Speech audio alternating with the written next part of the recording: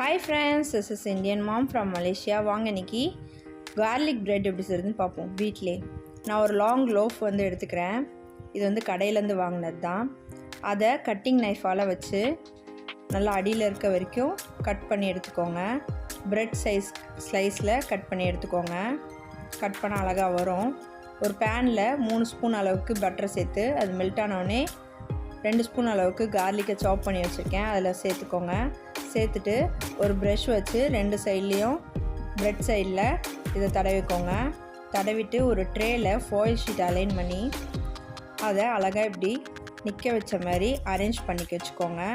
வச்சுட்டு ஓவனில் ஒரு 15 மினிட்ஸ் வந்து 150 டிகிரி செல்சியஸில் வச்சு எடுத்தோன்னா சூப்பரான கார்லிக் பிரெட் ரெடி. இதுக்கு சூப்பரான காம்பினேஷன் வந்து சூப்பு.